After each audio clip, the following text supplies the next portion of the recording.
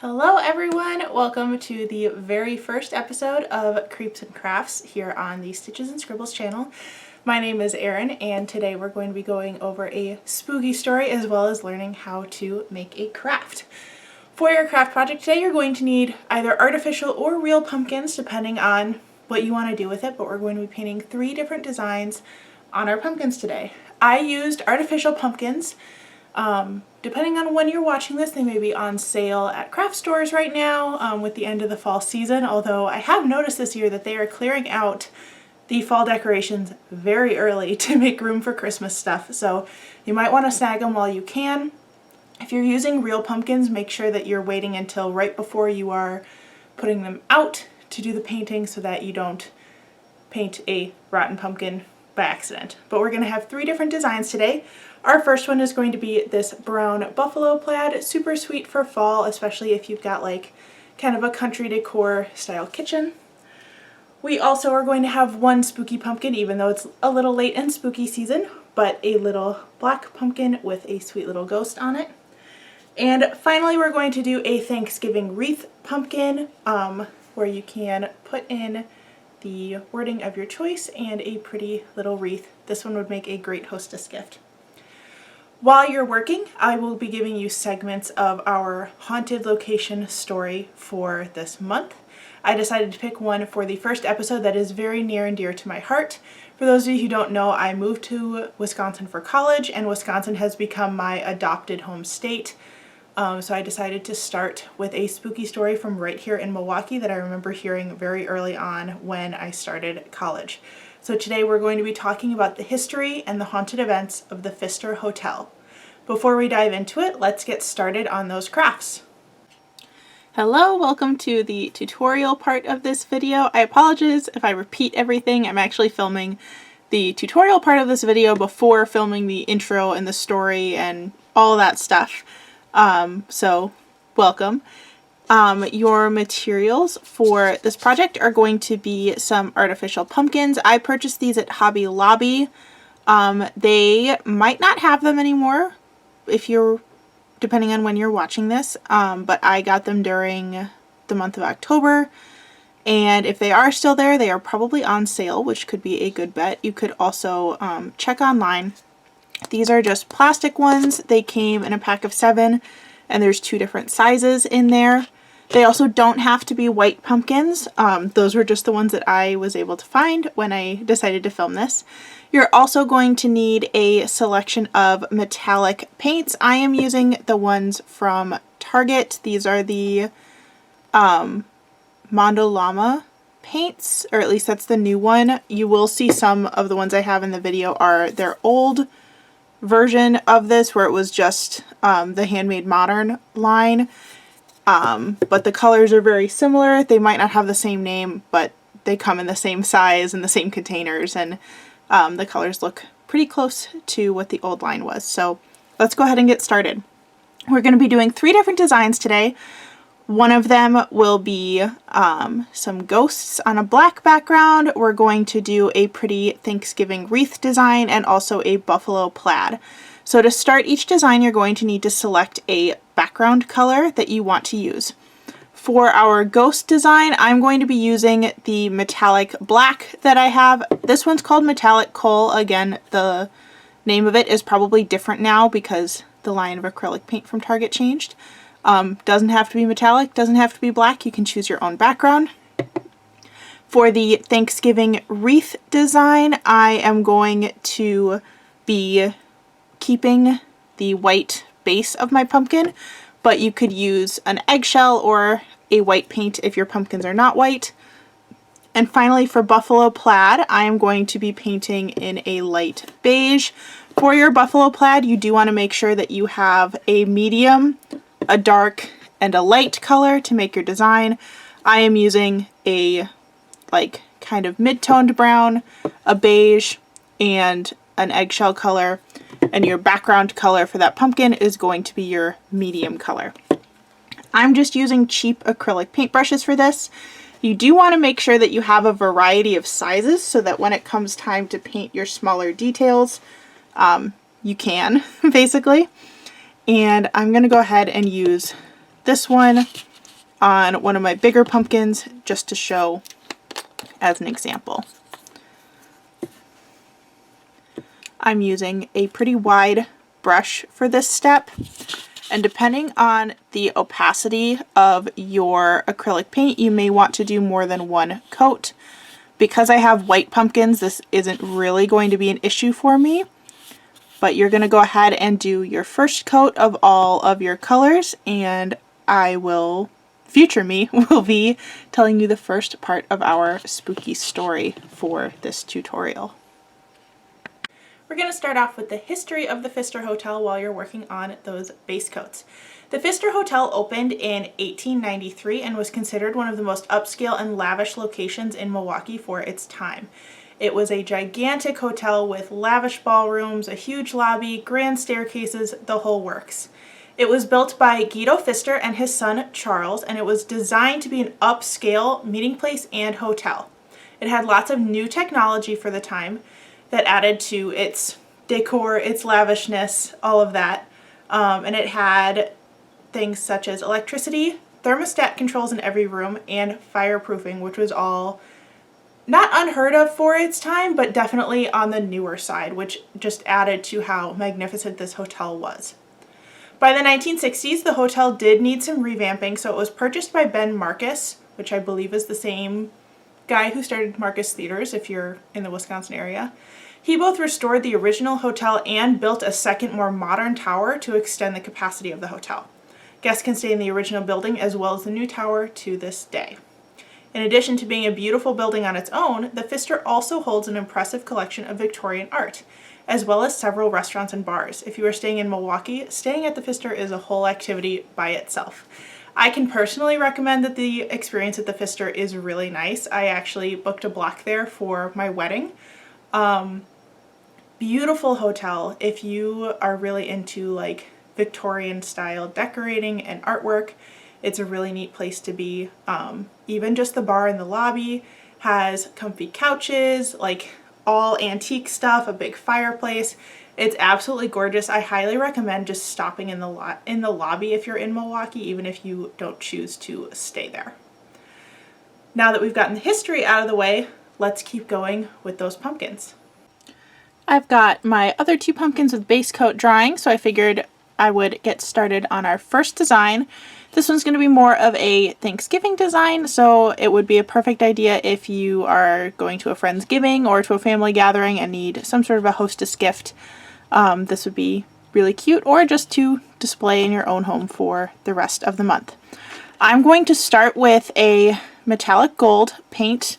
Again, this is the old line from Target from the Handmade Modern, but they do have metallic colors in the new one. And I'm going to use a really tiny brush to start my lettering. If you have a paint marker, that would probably be even better for this. I'm going to do the phrase "give thanks" on my pumpkin. Obviously you can change this out for what you want, but we do want to keep it in a pretty small area because we're going to be doing a festive fall wreath around it. So I'm just keeping my letters pretty small. Make sure there's no water on your brush because that will dilute your paint. I just pulled mine out of the water from rinsing it off, so I definitely had a little on mine.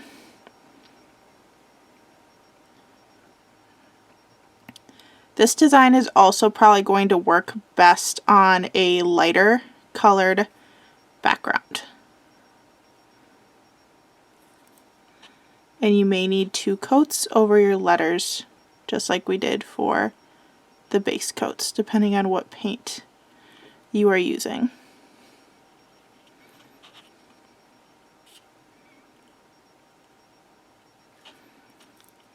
Just going really, really slowly here.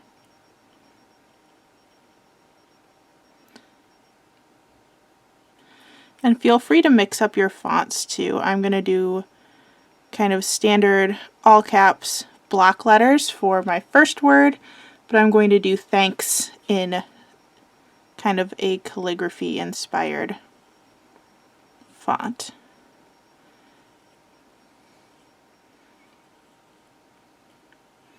It's really important to go slowly when you're doing this too, because your brush isn't going to act like a marker. It's going to bend as you are writing. So the slower you go, the more control you have over the shape of all of your letters.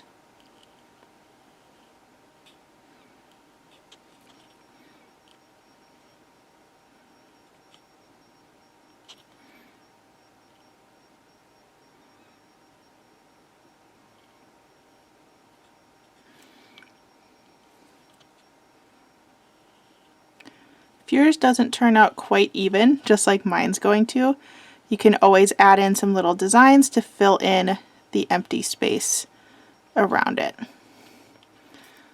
So I'm probably going to do a little heart up here next to the word give, just to fill in that empty space. Alright, you can keep working on your lettering and we'll go back to our story. Now let's dive into some of the more ghostly paranormal happenings that have occurred in the hotel. The only named ghost that the hotel really has is the ghost of Charles Pfister, so son of Guido Pfister, one of the original owners of the building, original designers. So Charles Pfister is said to haunt a couple different locations in the hotel. He is described as being a very portly man dressed in his finest with suit. You know, I'm imagining like the curly mustache kind of thing, although that wasn't listed anywhere.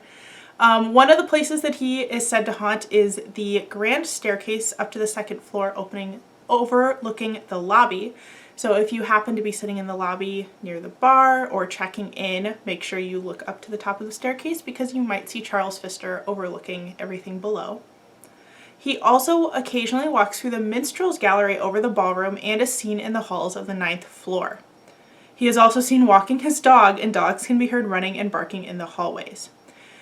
Again, he was the only named ghost that I could find in my research and seems to really be the only story of it being haunted, which I found kind of surprising based on the number of paranormal experiences that have been reported over the years. I would have thought that there would be more than one ghost. I couldn't really even find any crimes that took place within the Pfister Hotel itself, although there were some that concerned employees, but they were much more recent. So Charles Pfister is just everywhere in this hotel. Again, when I stayed there, I didn't see anything, but I was also really tired, so I would imagine that even if I had walked right past a ghost, I probably wouldn't have noticed. Let's keep going on our pumpkin design so that we can start adding some details. Alright, once your letters on this one are most of the way dry, we can go ahead and start on the wreath. You just want to make sure that you're not going to smudge your letters. I am using kind of a medium green and another small brush for this step. And you want to start by kind of roughly outlining your wreath. And this line doesn't have to be perfect because we're going to cover it up with leaves. So as long as it's pretty much the size and shape that you want, then you are good to go. I'm doing my best to create a circular wreath, but obviously it is a little bit difficult with the ridges on the pumpkins. It's really not going to be noticeable if it's not a perfect circle because of this, and it is a little bit difficult to get that shape. So that's good enough for me. I'm going to start making leaves. So on the outside, I'm going to kind of brush on little leaf shapes, all going in the same direction and not leaving a lot of space in between them. You're going to go all the way around. And if some are slightly different sizes than others, that's okay too. You can also go back in and kind of fix up the shaping if you feel like you need to, especially if you're starting with a lot of paint on your brush. You may need to go back and do a little bit of kind of detail work there.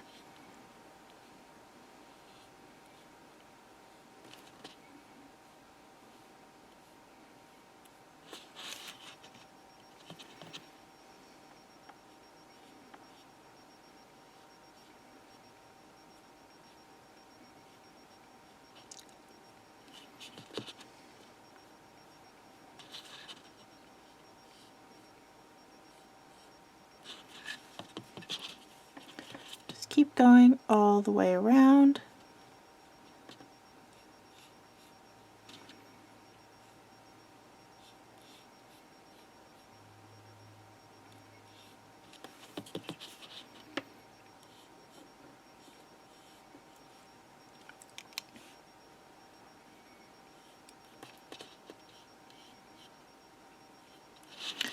Alright, and we're gonna do, whoops, we're gonna do the same thing on the inside, angling those leaves in the same direction, but also spacing them out a little bit and making them a little bit smaller, just so you don't cover up any of your letters or the inside of that wreath.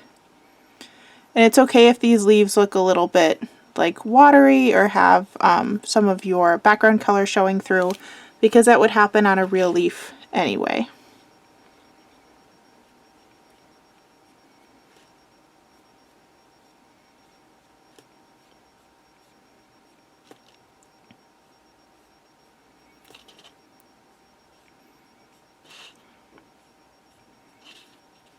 Just like that. We're going to put this one down for a little bit and work on our buffalo plaid one, because that one for me is dry. I'm still waiting on the black one to dry completely because the metallic black is taking a really long time. So we're going to work on our buffalo plaid.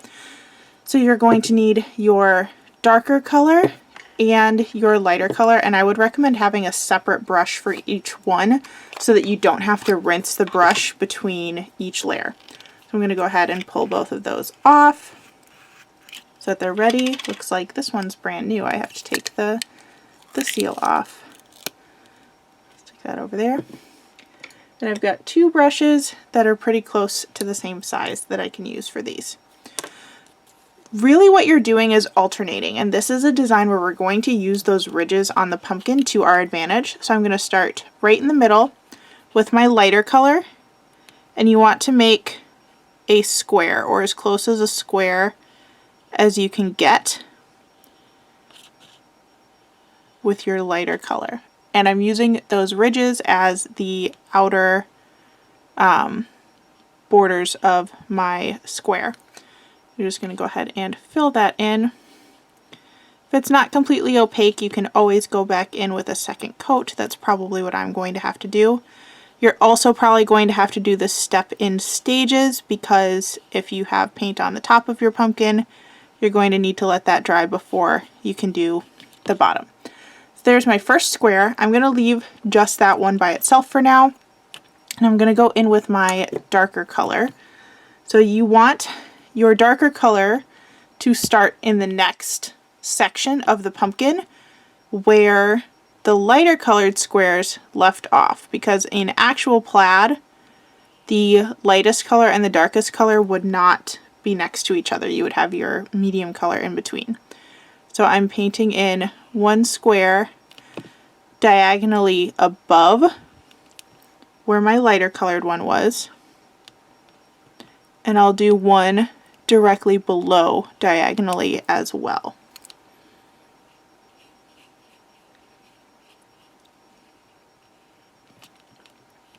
And again, don't worry if it's not at complete opacity, you can always fill in with a second coat.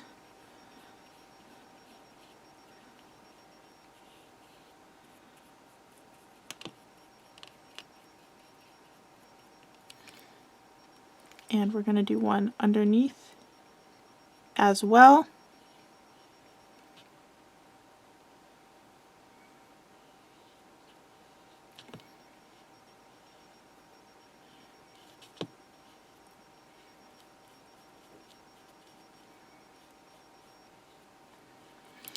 And you're going to keep continuing that pattern. So now we're going to go in with our lighter color again and start another square. And you're going to do as many as you can fit in the segment while still allowing it to have space to dry. So I'm going to not do one at the bottom here yet, but I will do one up at the top. And actually I'll just let that take up the rest of my pumpkin section because of the size that I have. And I'll go ahead and add one back by our original square as well. You're just going to continue that pattern across the entire pumpkin, letting it dry in between coats.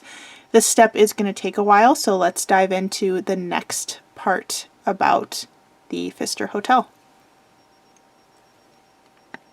One of the oddest things I learned about the Pfister Hotel is the connection between most of the ghost stories that are told. Since I moved to Milwaukee, always knew that it was haunted, but I was really surprised to find out the strong connection it has with Major League Baseball teams. So when MLB teams are playing in Milwaukee, they usually stay at the Pfister. Again, it's a really nice hotel. It kind of makes sense. It's really central to the city. But there have been a lot of paranormal experiences exclusively witnessed by baseball players, which I thought was very odd. I'm going to apologize in advance. I don't know much about baseball or even necessarily what teams these people are from. So if you happen to know where they are from, you can shout it out in the comments. I apologize for my lack of baseball knowledge. It definitely made researching this case very interesting. I'm going to read some direct quotes or some paraphrases from a bunch of different baseball players because there are a lot. The first one that I researched was Michael Young, and I did find his team. He's a former infielder for the Rangers, and he definitely had some odd paranormal experiences. So he was quoted in an article saying, "Listen, I'm not someone who spreads ghost stories, so if I'm telling you this, it happened. A couple of years ago, I was lying in bed after a night game and I was out. My room was locked, but I heard these footsteps inside my room, stomping around. I'd heard all these stories about this hotel, so I was wide awake at that point. And then I heard it again, these footsteps on the floor, so I yelled out, 'Hey, make yourself at home, hang out, have a seat, but don't wake me up, okay?' After that, I didn't hear a thing for the rest of the night. I just let him know he was welcome, that we could be pals, that he could marinate in there for as long as he needed to, just as long as he didn't wake me up." So clearly the ghosts in some of these stories, they don't ever do anything malicious, which we'll get into why that might be in a little bit with the story, but very odd that he didn't even notice at first that it was a ghost. He just assumed it was somebody walking in. But I guess the ghost made himself at home. The second story I have is from Bryce Harper, and his story was interesting because he assumed that a teammate was pranking him when this happened. So he didn't really think anything of it until the next day when nobody would admit to it. But he was quoted as saying, "When I woke up in the morning, I swear on everything. The clothes were on the floor and the table and on the opposite side of the room against the wall. I was so flustered. I honestly thought there might be someone in my room. I had no idea what the heck," paraphrasing there because of YouTube, "just happened. So I actually looked around and then checked to see if the door was still latched, and it was." None of his teammates would fess up to it, and based on the history of the hotel, he just went with the idea that maybe something not from this world was present in his room. Let's keep going on those pumpkin details since most of our backgrounds should be dry. We have one finished pumpkin, so this is what the buffalo plaid one turned out to look like. You can see that I had an odd number of pumpkin sections, so I do have one that's double wide, but if you just display that part in the back, it should be fine. Even though the squares aren't perfect because they're hand painted, it still looks really cute, especially sitting on a shelf. So this is a perfect, just kind of basic fall pattern, but we still need to finish our other two designs. So I'm going to start by working on this one. I showed you in the last clip that I have my first layer of those leaves down. I'm going to add a second layer of leaves in a lighter green. Again, this is the old Target brand, so I don't think it has the name pistachio anymore, but there should be a similar kind of light sagey green color. I'm going to use a pretty small brush, and I'm just going to create a second layer of leaves over my first one. So I'm going to kind of space them in between or even on top of the previous ones, just to give some depth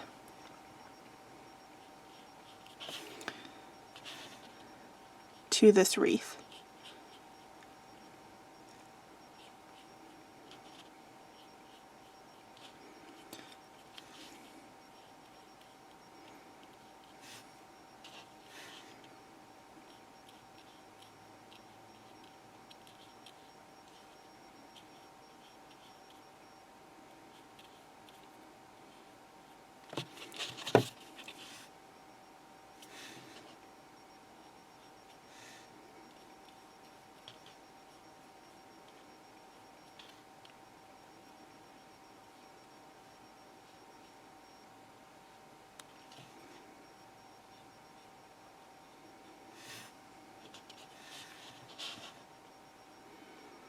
Just carefully painting in all those little tiny leaves.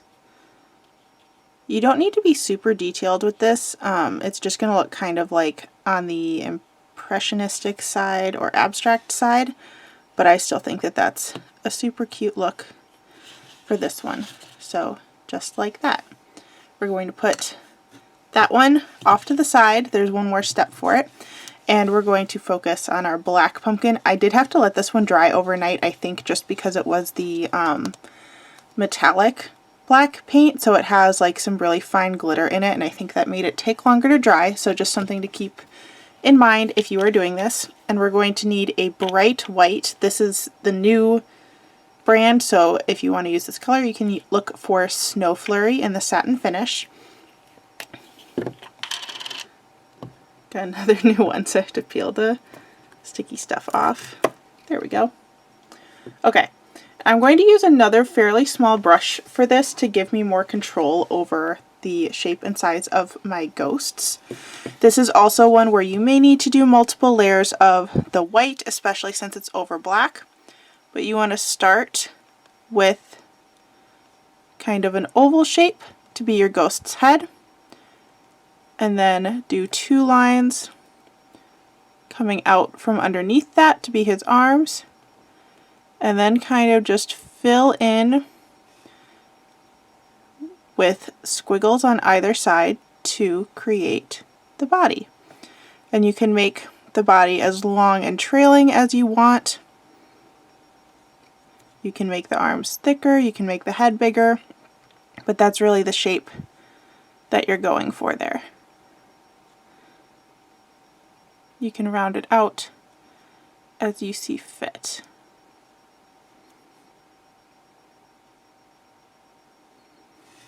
Like that. I'm just going to do one ghost on mine, but it would be really cute if you did like a trio of 3 of them or a little scene with all of your ghosts.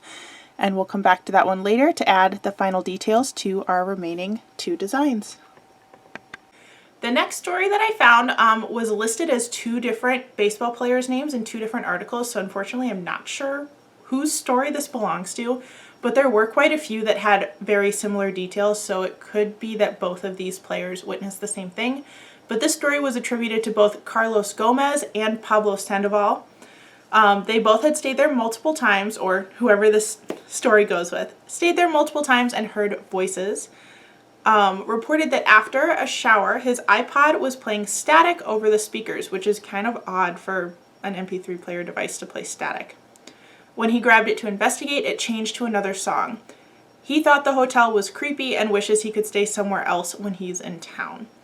Again, I'm not sure if this is attributed correctly to Gomez or to Sandoval, but there were a couple other stories of different baseball players who told similar stories about issues with radios and music behaving strangely, as well as just electrical disturbances in general.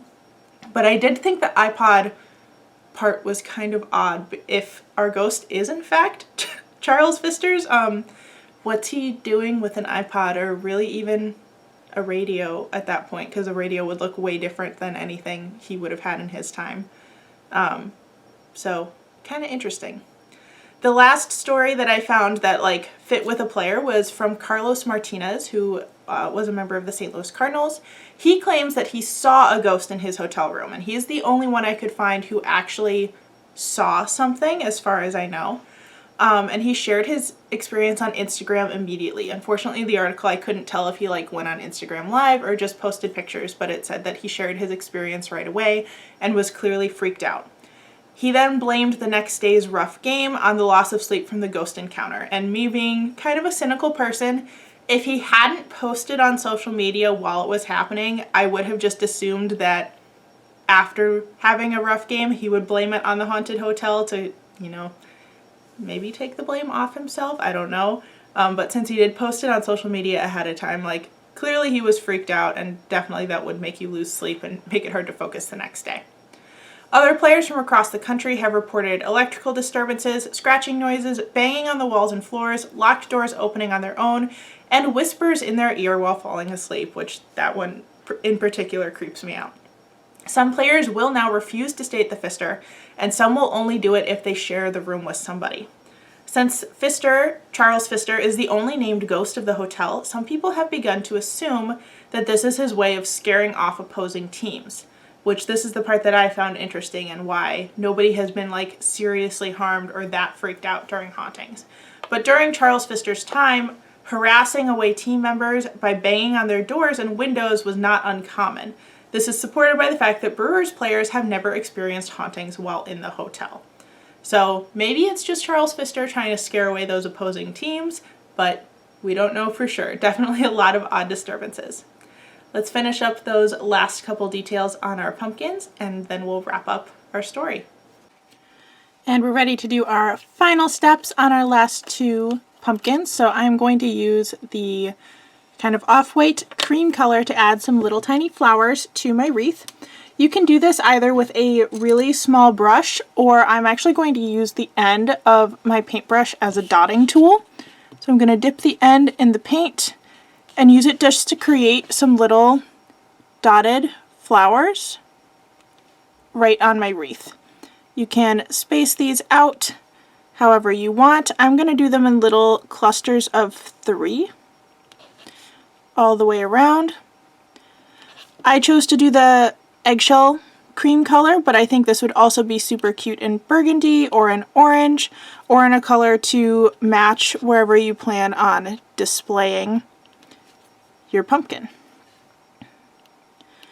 You could also do something very similar to this for a Christmas design instead of fall. You can really get a lot out of a simple design just by changing out the colors and what the phrase in the middle of the wreath is.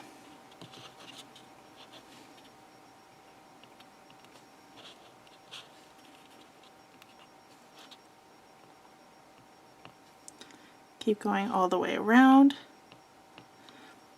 I like using the end of a paintbrush because you're guaranteed to get fairly uniform dot sizes, which is going to make this look a lot cleaner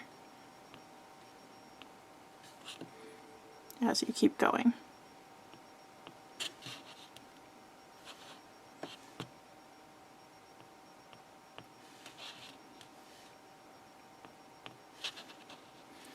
I also think it would be super cute to do a spooky version of this wreath design with like darker greens and some purple or orange flowers. You could definitely do a spooky version too. So that is the end of our second design. And I'm going to use the same dotting technique with my black paint for the ghost. Let me switch colors here. And I'm just going to use the, whoops, gotta peel that one off. This is my plain black, that's why. Although you could definitely still use the metallic black for this if you wanted to. Grabbing a different brush just to make sure that the end is clean. I'm going to dip in the paint and very carefully dot in my eyes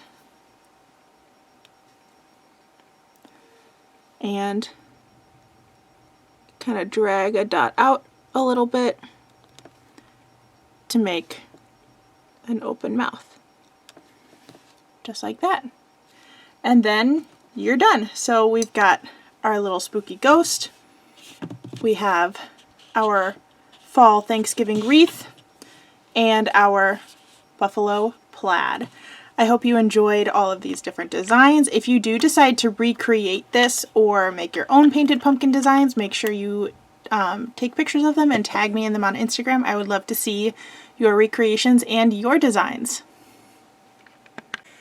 I tried to find other reports of hauntings within the Pfister Hotel and I couldn't find any from regular people, but I did find one other celebrity who reported some strange occurrences in the hotel, and that would actually be Megan Thee Stallion when she was staying here for Summerfest. Summerfest, if you don't know or aren't from the Milwaukee area, is a huge music festival that happens over the summer, and in 2021 it actually happened in September instead of when it normally happens due to pandemic planning and making sure that they had enough resources to actually have it happen. So while she was staying to perform at Summerfest, she stayed over at the Pfister Hotel. and both she and her crew members reported strange noises, and Megan's belongings were moved around her hotel room. She also went to social media to report her findings, and I would include direct quotes from her, but YouTube would not be very happy with me if I read those out loud, so you can find those on your own. All of my sources are going to be listed below so that you can see what she actually said about it. But let me know if you happen to catch when she was on Instagram talking about it, because it seemed like she made it into more of a comical thing. There was some part of it where she like put Scooby-Doo music in the background while they were running around the hotel, but it seems like she was freaked out but chose to make light of it. So to wrap all of this up, if you do stay at the Pfister, make sure you're watching for the ghost of Charles Pfister, and maybe don't stay during baseball season since that seems to be peak paranormal activity. I hope you enjoyed our craft tutorial today and that now you've got some hostess gifts or decorations that you can use in your own home for the coming fall season. I know that I always get kind of disappointed that there aren't as many Thanksgiving decorations as there are Halloween and Christmas, so hopefully this will tide you over until you put up the next round of holiday decorations. Thank you so much for watching. If you are interested in following me on other forms of social media like Instagram and TikTok, that information will be down below. Also, if you are a crocheter or if you want to check out crochet patterns for someone else, you can check out my Etsy. I do have one pattern available now. And if you have any suggestions for crafts or for spooky stories you want me to cover, whether they be paranormal or true crime, leave those in the suggestions below. Thank you so much for watching, and I'll see you in the next one. Bye everyone!